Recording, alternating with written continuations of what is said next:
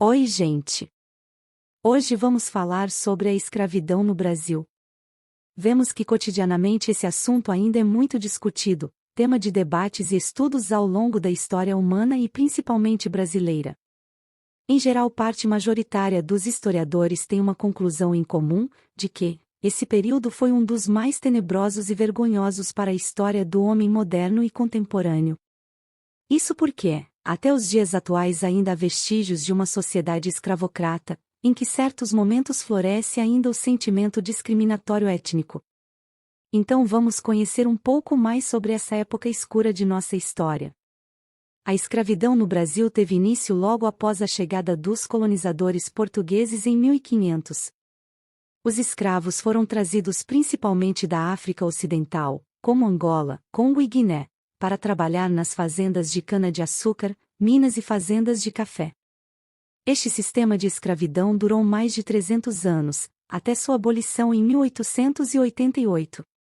Durante esse período, milhões de africanos foram admitidos a condições de trabalho extremamente duras e violentas por parte de seus senhores. Os escravos eram tratados como propriedade e não tinham direitos legais ou proteção contra abusos. A escravidão também teve um impacto duradouro na sociedade brasileira, incluindo a formação de uma população negra desproporcionalmente pobre e marginalizada. A escravidão no Brasil foi um sistema econômico e social complexo e profundamente enraizado na sociedade brasileira. Durante o período colonial, a escravidão era vista como uma forma aceitável de se obter mão de obra, e muitos senhores de escravos eram homens respeitáveis e bem-sucedidos. No entanto, a escravidão também foi um sistema de opressão e desumanização. Os escravos eram separados de suas famílias e culturas, e muitos sofriam de doenças e maus-tratos devido às condições precárias de trabalho e vida.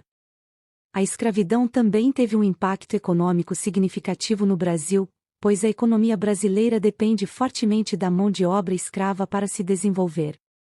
A cana-de-açúcar, por exemplo, era uma das principais culturas escravistas do país, e foi responsável por uma grande parte da riqueza econômica do país. A escravidão também foi um fator importante na construção de infraestrutura, como estradas e portos, e no desenvolvimento da indústria. A luta pela abolição da escravidão no Brasil começou no século XIX e foi liderada por ativistas negros, brancos abolicionistas e outros grupos progressistas. Após anos de luta, a escravidão foi finalmente abolida em 1888, embora a consciência racial ainda seja um problema no país até hoje.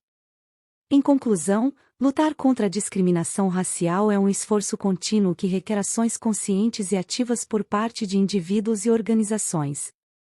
Isso inclui a sensibilização e educação, o empoderamento e representação, a ação legal e a participação de todos.